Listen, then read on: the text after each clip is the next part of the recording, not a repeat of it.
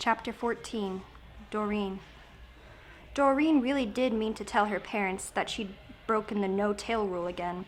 She planned on confessing over their traditional Saturday morning banana pancakes party and cartoonathon, but she was so pooped from debugging the dog lot and racing back to Santino's before they got home, not to mention worrying about till past midnight, she slept in. Oh well, she could confess it that night over their traditional Saturday night calzone fest and Scrabble tournament. After her noon breakfast, she grabbed her $26 of babysitting money and headed toward the corner market to see how much dog food she could buy. She worried there wasn't enough garbage for them to forage at the dump. It was a shame Shady Oaks didn't have an animal shelter. Just as she opened the door to enter the market, a frizzy-haired woman was exiting, a six-pack of powdered donuts under her arm. Looking toward the parking lot, the woman stopped short and dropped the plastic container. It cracked open on the sidewalk. "My car!" The woman began to breathe hard. "Someone took my car." A blonde woman coming out of the store heard her. "That's terrible. Was it stolen? You should call 911. Doreen made a pivot and walked away from the store. She ducked behind a tree and checked her backpack for her hoodie. The sight of it gave her heart a thrill, and her tail twitched in her pants. No, no! She couldn't chase down a car, and in broad daylight no less. "Chick-a-chuck-chuck," chirped Tippy Toe, hanging out on a branch above Doreen's head. "Yes, I think those donuts are fair game," Doreen replied. "Adult humans believe sidewalks ruin donuts." "Chick-a-chuck." "I know, T-Toe. Humans are weird," said Doreen. "Knock yourself out." Tippy Toe leaped out of the tree and scurried around the frizzy-haired woman's feet. Then the squirrel deftly extracted a donut the size of her head before scurrying away. The woman didn't notice. She was just standing there hyperventilating, staring at the empty parking spot. "Honey, you want me to call 911 for you?" the blonde woman was asking. "What color is your car?" "Maroon. It's maroon," said the hyperventilating woman. I left the keys in the ignition. I was just going in the store for a second, and Rodney was asleep, and I didn't want to wake him up. The day is warm, so I wanted the air conditioning on for him." "Wait, who's Rodney?" "Rodney's my baby," croaked the woman. "My baby was in the car." She snapped out of her daze, shook the other woman by the lapels, and yelled, "My baby is in that car." "That tears it," Doreen said. She pulled the hood over her head and freed her tail. "It's squirrel time," Doreen said. She didn't love that she said it, but it just felt like a catchphrase moment. Doreen scrambled up the trunk of the tree to the highest branch and leaped, searching for a landing spot in midair. A roof! That would do. She leaned toward the roof and landed softly, feet first, into a run and kept running, kept leaping, from roof to roof, till she found a 3-story house with a wide view. Yes, it was daytime. Yes, she was still grounded. Yes, she'd never run across strangers' footsteps before like this, but a baby! Plus, never ever in her 14 years had she ever felt so perfectly awesome. Tippy Toe caught up and hopped onto her shoulder. The fur around the squirrel's mouth was dusted white with powdered sugar. "We're looking for a maroon car, Tip," said Doreen. "Chuck-chuck. You're right. Maroon is a weird word. I think it means brownish red. The car was stolen, Tip." Tippy Toe shrugged and casually licked her fur clean of sugar. "And there was a baby inside." Tippy Toe sat boldly upright. Never had a squirrel's eyes been filled with such righteous anger. "Jigay?" Tippy Toe whispered. "No," Doreen said. "Not Dante, but still a baby. Named Rodney, I think." Tippy nodded. She opened wide her toothy mouth and screeched. From all over the neighborhood, squirrels screeched with anger and readiness in response. Squirrels really, really like babies. "Chicky-chuck," came a distant squirrel call. Tippy Toe began to dance and point. "I heard it," said Doreen. "One of our furry-tailed friends has spotted a maroon car driving past the deli that smells like cheese." "Let's go, Battle Squirrel." Together, girl and squirrel leaped off the roof and onto the next, and the next. They were crossing the last house on the row. In front of them ran a street. "That road looks too wide," said Doreen. "I've never jumped that far." Anna Sophia and Doreen could leap 30 feet. That was 30 feet. She didn't have time to measure, and she didn't slow. She leaped across the sidewalk, above 2 lanes of street, over rushing cars, and onto the far sidewalk. "Whoa," said Doreen, once her breath had caught up with her. "Chick," said Tippy Toe. "Aw, thanks, T. I am awesome sometimes." Up a tree, onto the next roof, and down another row, and Doreen spotted the maroon car driving erratically. "Huh, it looks more brownish purple to me, Tip." Tippy Toe squeaked in agreement. "Stay back, T. Let me take the car, okay? Squirrels and cars don't mix. She was running at the same speed as the car along rooftops, parallel to the street. She wished she knew how fast it was going so she could tell Anna Sophia later. The light turned red. Would it stop? Not a chance. When it sped through the red light, Doreen leaped from a roof onto a street light and then down hard onto the roof of the car. She lowered her head upside down to peer in through the windshield. She saw an upside-down white man with a beard and an orange jacket, though probably he wasn't actually upside down. She was upside down.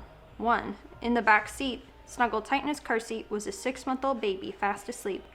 "Ah," said the driver, startled by upside-down Doreen. "Excuse me, I think you should stop the car now," she said. His widened eyes narrowed. He turned the steering wheel fast as if to throw her off the car, which was just rude. She had to dig her claws into the metal roof to keep from falling off. "Stop that," she said, peeking down again once he'd stopped swerving. "Don't be such a jerk. Just pull over, okay?" He swerved again. She clung on. "Jerk," she muttered. But when she poked her head down again, she saw the swerving and the screaming had awakened the adorable little baby, and he was looking around with round, startled eyes. "Oh, don't cry," said Doreen. "What are you talking about?" asked the man. "I'm not crying. I'm perfectly at peace with my career choices." "Boo," said Doreen to the baby, popping her head down against the windshield and up again, up and down. "Boo, boo, what are you doing, you freak?" he shouted. "Boo." The baby smiled. The man swerved just like a jerk would do. Clearly he wasn't going to pull over. Doreen had seen a show once where someone cut a gas line to make a car stop. So Doreen slid down the windshield and perched on the front of the car. The car was going fast, and the ride was bumpy. Her tail shot out, helping her keep her balance on the narrow front bumper. The hood wouldn't unlatch, so she had to force it open with a shuddering screech of bending metal. "Which one is the gas line?" she asked, just in case the driver decided to quit being a jerk and help her out. "You're the one who's crying, probably," he said, "'cause you're the one with the freaky huge tail." Doreen shook her head. It was so sad the way jealousy over their lack of tails made people say rude things. She sliced a tube with her claw. Blue liquid oozed out. Not the gas line. "Oops, FYI, I better not try to use any windshield wiping fluid." The car careened through another red light and sideswiped a minivan. It tilted onto 2 tires and then came back down hard on all 4. Doreen's claws cut holes in the hood. She pulled it down to check on the baby. Rodney's eyes were freaked out round again, his little dimpled chin quivering. "Oh no, don't be sad," she said to the baby. "You don't know me," said the man, "and I'm not sad. I'm just a troubled soul." Doreen lifted the hood and lowered it fast. "Boo! Lift and lower, lift and lower. Boo, boo!" The man gasped. "What's the matter with you?" "Boo," said Doreen. Boo?" The man looked ready to yell at her again, which she really didn't appreciate, to be honest. But then the baby cooed from the back seat. He looked behind him. "What the freak? There's a baby in here?" The man swerved again, this time extra swervy, and Doreen could feel that the car was about to tip. Adrenaline pumping, rodent instincts fired up, everything seemed to go slow-mo. She scrambled up the hood and, as the car tilted, ran along the high side of the car, past the driver who was saying, "Holy something." He didn't finish. The car was almost completely sideways now. Doreen reached the back door and yanked it open, pulling as hard as she could. The hinges squealed and snapped. She dropped the door onto the street. She reached inside, slicing the safety belt with her claws to free the car seat. Hugging the seat to her chest with both arms, she leaped free. As she landed on the sidewalk, metal screeched, sparks flew, and glass shattered behind her. The car was upside down, sliding along the street, finally slamming into a parked car. Doreen put down the car seat and crouched over the baby. "How's the little boy?" she asked in a high voice. "How's the baby, Rodney? Is he a good baby?" "Yes, he is. Yes, he is." Rodney smiled so hard, at least half the real estate of his face was taken up with a wet grin, his eyes squinting to make room. "Yes, he is a good boy. A good, good boy." "Coo, coo," Rodney said, his mouth now tiny, his wee fists and bootied feet flailing with joy. A small crowd had gathered on the sidewalk, staring at the crash, and a few people were looking Doreen's way. She realized she could leave before the police came and made things awkward. Adults were sure to have opinions about teenage girls jumping onto roofs of speeding cars, even if they did have the proportional strength, speed, and agility of a squirrel. But what to do with Rodney? One of the adults nearby might help, but then again, What if they were also a crazed carjacker or even a baby napper? Chickadee chuck, said Tippy Toe, just catching up. It's like you could read my thoughts, Tip, said Doreen. You're right. Things are always safer in trees. With the car seat in one arm, Doreen clambered up a nice, robust oak. Then she carefully wedged the car seat between two branches. Several squirrel friends gathered around, sniffing Rodney and tickling his neck with their tails. Keep an eye on him till his mom comes, will you, friends? The squirrels chirped in affirmation, and Doreen leaped away.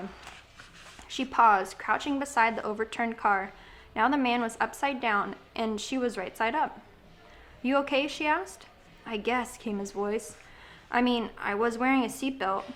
Even when stealing a car, seatbelts present the safest option, said Doreen. True, he said. You really shouldn't be stealing cars, you know. Yeah, I know, he said. I got mad when I discovered that someone stole my bike, so I just took someone else's car. I'm sorry about your bike, said Doreen. I'm sorry that you're a troubled soul. But I recommend therapy over carjacking, okay? Okay. Do you need any recommendations? I can maybe find a good therapist for you in the neighborhood. No, I'm good. Okay, she said. Wait, who are you? Just the person who talked you out of being a career criminal and changed your life for the better. Thanks, but what's your name? I'm... She took a deep breath. I'm Squirrel Girl. Squirrel Girl stood up, ready to flee before the police arrived, only she was surrounded. A crowd had formed on the sidewalk and was spilling into the street, staring at her, muttering to one another. Some kind of freak? Look at her tail, man. You mean that thing is real? That's not a costume? No, she's real and she's like lifted a car or something. You think that's the Jersey Ghost?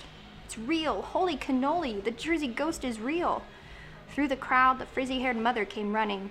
She screamed when she saw the car. No, he's hurt, he's killed.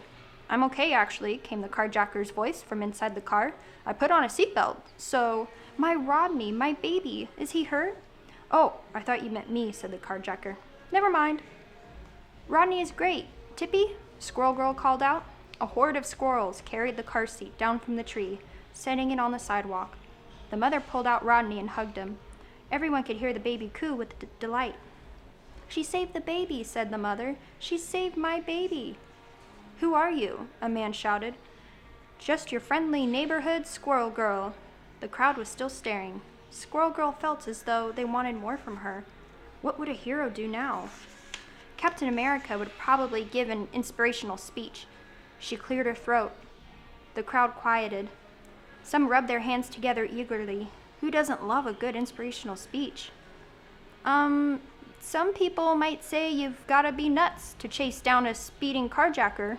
Squirrel Girl leaped on top of the overturned car, thrust her fist into the air and said, Well, I love nuts.